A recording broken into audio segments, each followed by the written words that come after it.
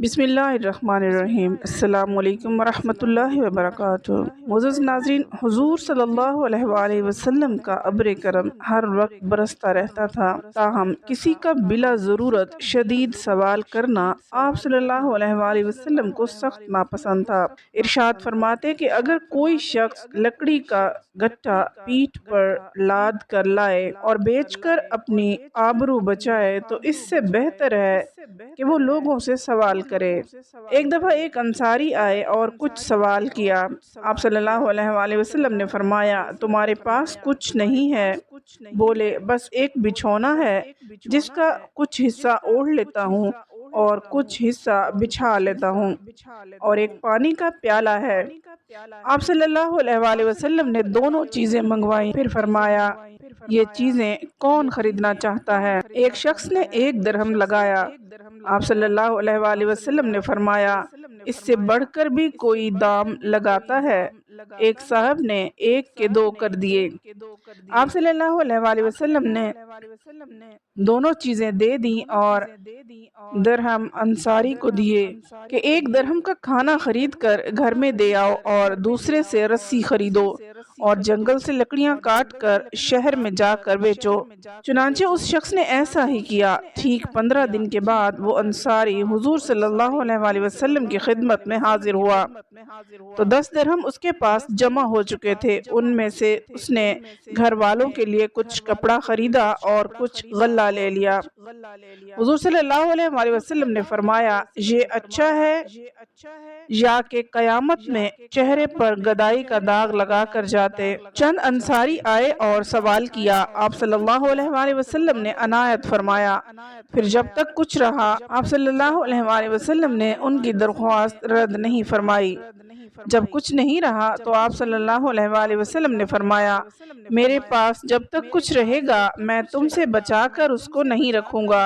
लेकिन जब कोई शख्स अल्लाह ताला से ये दुआ मांगे कि वो उसको सवाल और गदागरी की जिल्लत से बचाए तो वो उसको बचा देता है। जो खुदा से गनी का तालिब होता है वो उसको गनी मरहमत फरमाता है, और जो सब्र करता है अल्लाह ताला उसको साबिर बना देता है, और सब्र से बेहतर कोई दौलत नहीं दी गई। हकीम बिन हज़ाम फतह मक्का में इस्लाम लाए। एक दफ़ा उन्होंने आप सल्लल्लाहु अलैहि वसल्लम से कुछ तलब किया। आप सल्लल्लाहु अलैहि वसल्लम ने अनायत फरमाया। कुछ दिन बाद फिर मांगा। आप सल्लल्लाहु अलैहि वसल्लम ने फिर उनको दिया। तीसरी दफ़ा फिर सवाल किया, फिर कुछ मरहमत फरमाया। उसके बाद फरमाया, ए हकीम, ये दौलत सब्ज़ व शीरी है। जो इस्तगना के साथ उसको कबूल करता है उसको बरकत मिलती है, और जो हिर्स और लालच के साथ उसको हासिल करता है वो उससे महरूम रहता है। और उसकी मिसाल उस शख्स जैसी है जो खाता जाता है और उसका पेट नहीं भरता, यानी वो सैर नहीं होता। दस्त बाला दस्त जेरी से बेहतर है। हकीम पर हुजूर सल्लल्लाहु अलैहि वसल्लम की नसीहत का इस कदर असर हुआ कि जब तक जिंदा रहे कभी किसी से मामूली चीज भी नहीं मांगी। हिज्जतुल विदा में हुजूर सल्लल्लाहु अलैहि वसल्लम सदकात का माल तकसीम फरमा रहे थे कि 2 आदमी आकर शामिल हो गए। आप सल्लल्लाहु अलैहि वसल्लम ने उनकी तरफ नजर उठाकर देखा तो वो सेहतमंद और हाथ पांव के दुरुस्त मालूम होते थे। आप सल्लल्लाहु अलैहि वसल्लम ने फरमाया, अगर तुम चाहो तो मैं तुम्हें उसमें से दे सकता हूँ, लेकिन तंदुरुस्त और गनी काम करने के लायक लोगों का इसमें कोई हिस्सा नहीं है। कबीसा नाम के एक साहिब थे, वो मकरूज हो गए। आप सल्लल्लाहु अलैहि वसल्लम के पास आए तो अपनी हाजत अर्ज की। आप सल्लल्लाहु अलैहि वसल्लम ने वादा फरमा दिया। उसके बाद इरशाद फरमाया, ए कबीसा, सवाल करना और लोगों के सामने हाथ फैलाना सिर्फ 3 लोगों को रवा है। एक उस शख्स को जो कर्ज से ज्यादा जेर बार हो, वो मांग सकता है, लेकिन जब उसकी जरूरत पूरी हो जाए تو اس کو رک جانا چاہیے۔